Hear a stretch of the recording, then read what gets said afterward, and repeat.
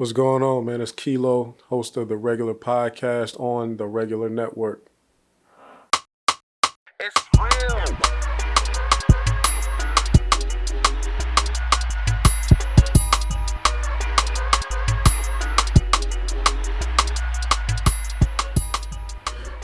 What's going on, y'all? You know, I said that I was gonna be doing some live streaming. I tried it out last couple weeks.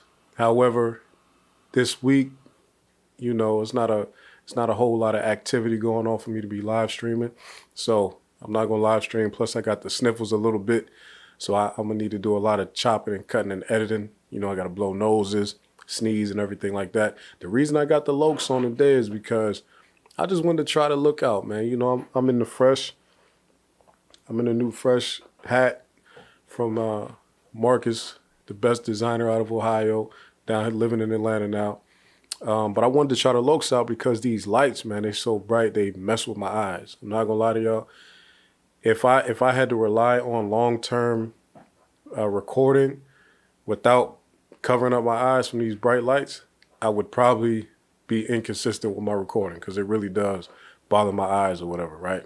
So before we get into anything, make sure you like, share, comment, subscribe. More importantly, subscribe. Hit the little notification bell so that you get alerts whenever we release a video. And, join us on all the social media platforms, Instagram, The Regular Network, Reddit, The Regular Topics, www.theregularnetwork.com for merch or anything else you want to see. I didn't shave or cut my little facial hair or nothing like that. So we're going with the rugged look this week. It's fine. We'll be all right, man. First thing I want to talk about, because today is September 28th, and there was just a major arrest made in the PNB Rock case, as PNB Rock is the victim, the murder case of PNB Rock. Major arrest made. So they have suspects now. They have named them, and they have even put the picture out of one of them. Excuse me, y'all. The suspects have finally been named. So, as you guys know, PNB Rock was murdered in Los Angeles on, September 12th at Roscoe's Chicken and Waffles in Los Angeles, California. He was murdered by someone trying to rob him. So now the story that has come out is that it seems like a father and a son were working together in this situation, right? The authorities released a picture of a man named Freddie Trone, and they say he is wanted and he is armed and dangerous. Now that man is on the run right now. He's 40 years old, but they made an arrest of a 17-year-old who they say is the shooter. They didn't release his name. And then they also arrested a lady named Chantel Trone, who's 38 years old. Now, they said on suspicion of accessory to murder, but they didn't say what exactly she did in the situation. I'm guessing what people are trying to say is that the 17-year-old is the one who allegedly shot PNB Rock, and the father, Freddie Trone, is the one who drove away in the getaway car. Now, remember a couple weeks ago, they were blaming the girlfriend of PNB Rock, or they were blaming social media posts. When I say they, I mean the people on Twitter and all over social media. A lot of people were trying to blame the girlfriend and say she had something to do with the murder, right? So with this report, it turns out that the gunman and the father, they were already at Roscoe's when PNB Rock showed up. So they were there already. I guess they were there, posted up.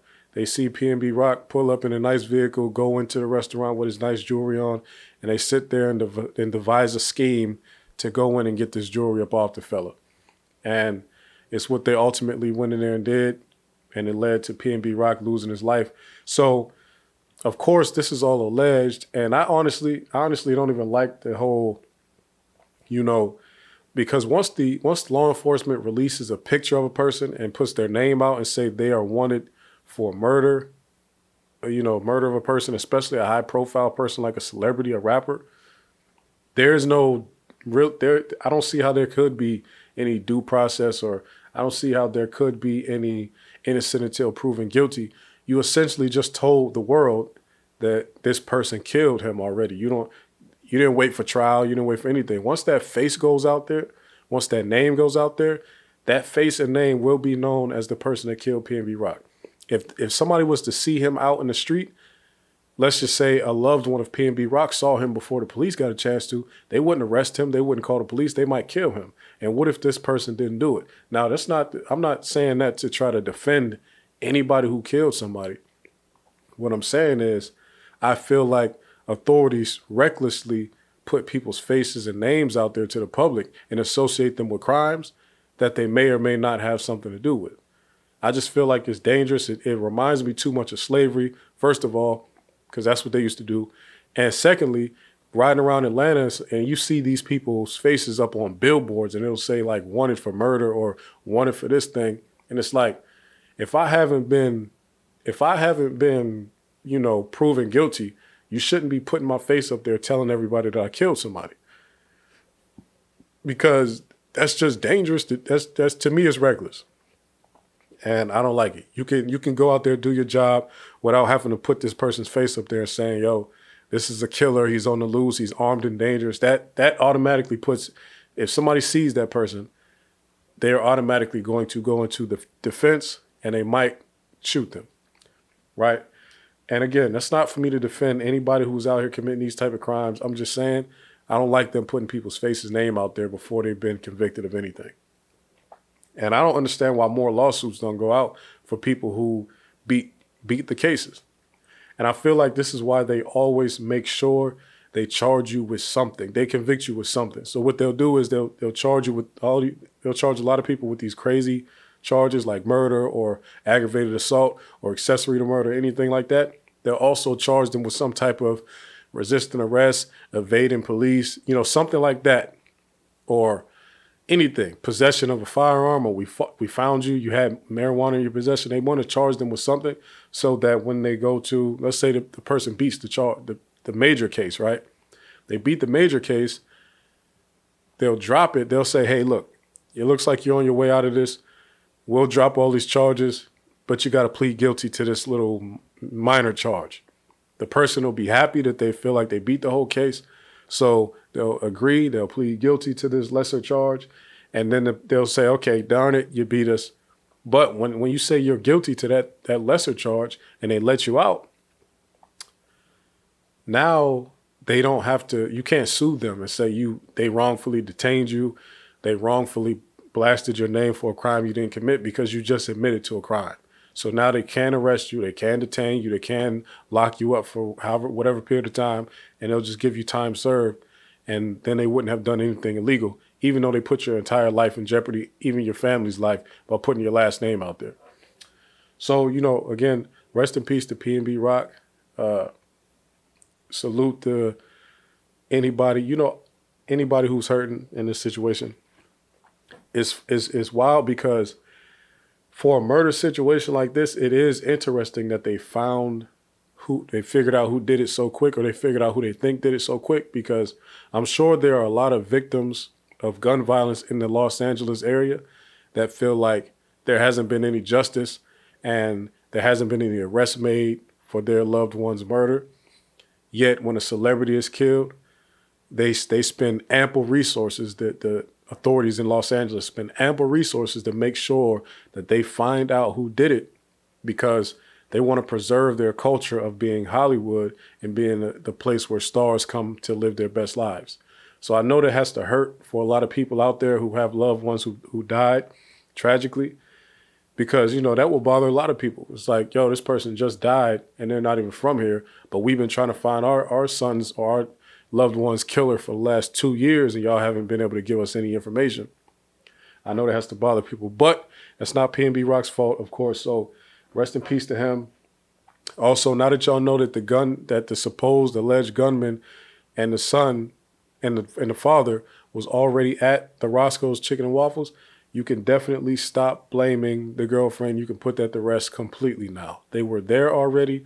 That Roscoe's was in the trenches. It wasn't, nothing was sweet out there. It's gangland out there. And that neighborhood specifically is known as a terrorist hub. Okay. A lot of gang members in that vicinity. Speaking of gang members and who has done and who has not done what they're being accused of, a major break just happened for Gunna, the rapper named Gunna, and his YSL RICO case that he's caught. Now, what has happened essentially, and I'll give you the shorter version because there's long articles about it. Pretty much Gunna has, I feel like, let me make sure my fam coin joins in. Gunna, what happened with Gunna is essentially the indictment has been modified and Gunna's name has been removed from any violent charges. So there are violent charges still on the RICO case, but Gunna's name, Sergio Kitchen's name, has been removed from any of the violent charges. So essentially he's just on the case because he's a YSL rapper, a rapper on the YSL label. No other reason. He's not associated, not tied to anything on the case. So now it's looking up for him because that's a great sign. Now he does still have the general RICO racketeering charge, which is the one that really holds the most weight and could get him the most time in jail. However, at least with him not being associated with any violence, he could try to get a bond again, which he has motion to have another bond hearing. He could attempt to get a bond and at least try to fight the case from the outside free world. And, you know, of course, it's just more comfortable to do it from the outside world. Also, you can get in the community, do a lot of philanthropic stuff, which he was already doing anyway. But you can get in the community, do a lot of work, try to let people see your character, say, hey, I'm not the guy that y'all are trying to paint me to be. It's a lot easier to do that from the outside world. While you're in jail, it doesn't matter what's going on. You are seen as an inmate. You're seen as an offender. You are seen as a suspect, and you are seen really as guilty by most people, especially when they talk about how much violent crime is being committed by gangs in Atlanta. If you are locked up for a case like that, it doesn't matter if you did it or not. The way people will see you, they'll see you as if you're the trigger man himself, right? So we hope he's able to get a bond this time, which I don't know how he will, because they're still trying to say he's one of the leaders and he has the ability to call shots and call violent shots if he wanted to. But who knows, man? Who knows? I hope that he'll get out. But like I said before, Gunna he's not even from that neighborhood. He doesn't have any power in that neighborhood. He's not affiliated with the gang that's supposedly in that neighborhood. So the fact that they threw him in this at all really says that they wanted him to snitch, and they just wanted a bigger headline to say we have more stars than not stars, right?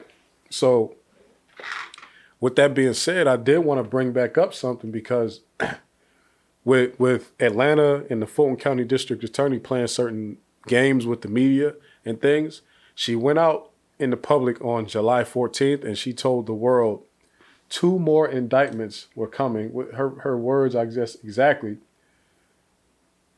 She said 2 more high-profile RICO cases, indictments, were coming in the next 60 days.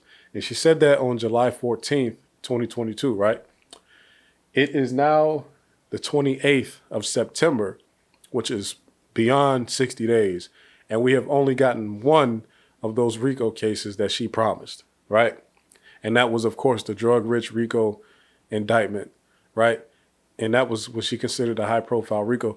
Other than that, she has not announced any other ones. So it turns out that either she was jumping the gun or she was just trying to scare everybody and make everybody stop doing whatever they were doing at that time, which I'm sure it helped because people were scrambling. People were trying to figure out who it was. You know, you even had a lot of people exposing information that they knew just so they can get their predictions out and say, hey, I know who it is going to be. It'll be these people because of this is going on. These people were killed. This happened. Like a lot of like YouTubers and bloggers and media people started exposing crimes that they knew about and connecting dots. And because they were trying to speculate and they wanted to be the first ones to say, hey, this is who was going to get an indictment. But it turns out that pretty much everybody that I saw in some of these predictions, none of them were correct. I didn't see any of the large platforms accurately predict that Drug Rich would be one of those Ricos. I saw a lot of celebrity names and who people thought would be, male rappers and things, but I didn't see anybody predict Drug Rich. So I will say, everybody don't be so quick to jump the gun, even though, like I told y'all, I had predictions too, but I didn't want to say it on here because you don't even want to put nothing like that out. Of course, I had predictions behind the scenes, but I wouldn't have said it online, And so now it looks like Miss Fonnie Willis, it looks like she's pump faking. It looks like she pump fake crazy. And now this YSL case with Gunna being removed from any violent charges, it looks like things were falling apart. Now, one thing it doesn't look like it's falling apart is the whole Young Thug's RICO indictment. It looks the same as it always looked. People are definitely still in a position to tell. They definitely are still going to testify, do whatever they need to do to lessen their own sentences. And one thing I did need to clear up, because a lot of people, there was a clip going around where a reporter asked Fonnie Willis, the district attorney of Fulton County, asked Fonnie Willis about informants no longer wanting to testify or whatever like that. And a lot of people that don't really pay attention to this indictment and don't know what's going on in Georgia, they thought that meant that that witnesses in the YSL RICO case were pulling out of testifying. That's not what that question was about, and that's not what's going on. The question that was asked of Fonnie Willis was in relation to the Donald Trump indictment or the Donald Trump investigation, because the Fulton County District Attorney Fonnie Willis is trying to get Brian Kemp to testify. And Brian Kemp filed a motion in Georgia to say, hey, let me not testify until after the election is over. And a judge granted him that. So he doesn't have to testify until after the election, his election against Stacey Abrams in November. That's what that question was about. That's the reason that Fonnie Willis ended the press conference right there, because they asked a question about something that wasn't related to the Drug Rich indictment, which she was talking about. Okay? So y'all cut that out. That's not what that was about. It has nothing to do with that. The people who are planning on testifying in the YSL case are for sure doing it. And the reason that they are is they're testifying because they need to lessen their sentences. So really, for them to pull out, it would be kind of crazy, because now you're already known, you've been exposed as the informant, and to back out, you already lost on the street side by even agreeing to inform at all. And then you could lose on the state side with your case if you back out and don't want to testify now. So you definitely don't want to lose on both ends. Once you say you're going to snitch, you might as well go through with it, because saying you'll snitch is the same. You already told. We already know that you went and told him something in the interrogation room. You just didn't go in court and say it. So you can't really change your mind on that. Once you're a snitch, that's is what it is. So nobody in a case like that in their right mind, because we have heard of situations like this, but nobody in their right mind would snitch in the interrogation room and get exposed and then try to pull it back later. It's too late already. Okay. Enough of that. Again, this is not going to be a long episode, because again, I got stuff going on with my throat and everything like that. So let me move right along, man, because there's some things brewing in the economy. Of course, you heard last week or whatever week that was, that interest rates got risen again. They rose again from the Federal Reserve.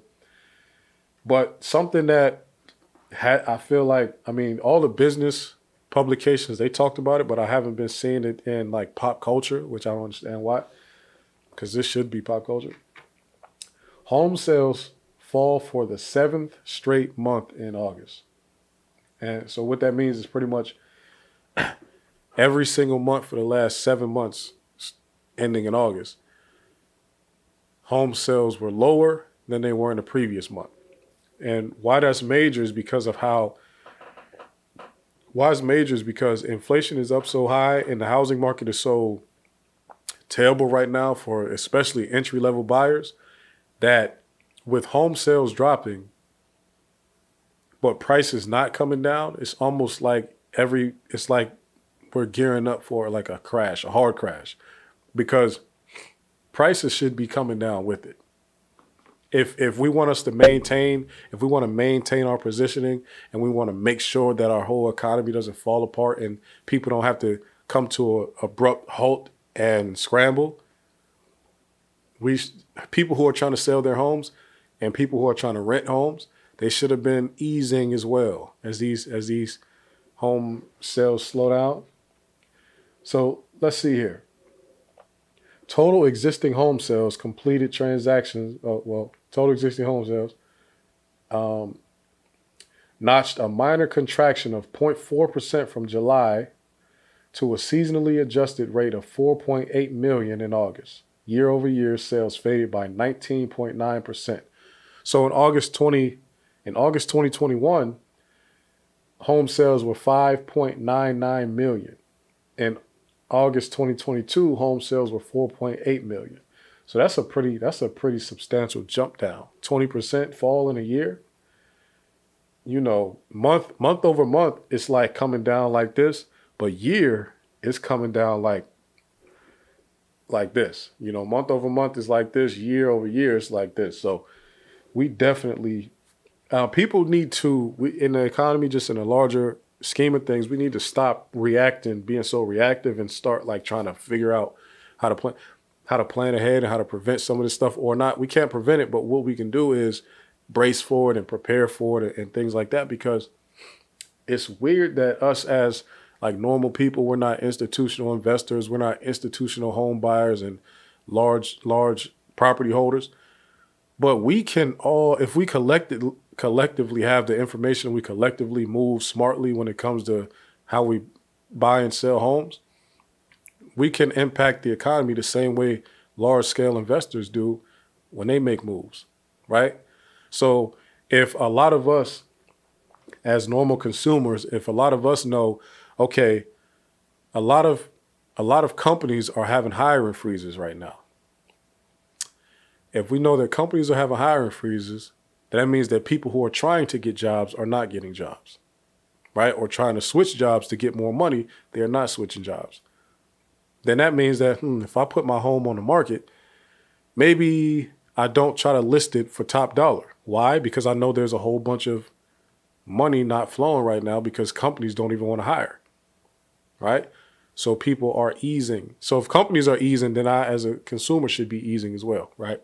So maybe if I list my house, I'll say, it would be nice for me to get top dollar and have a bidding war or whatever for my house, but it would also be helpful for me in the future if I list this house at a respectable price or at a fair price, and I will actually get my house sold instead of putting my house on the market and then seeing home sales fall, and then I'm sitting on the market for 3 months, not realizing that my house is not going to sell at all because it's priced way too high for what's going on in the market.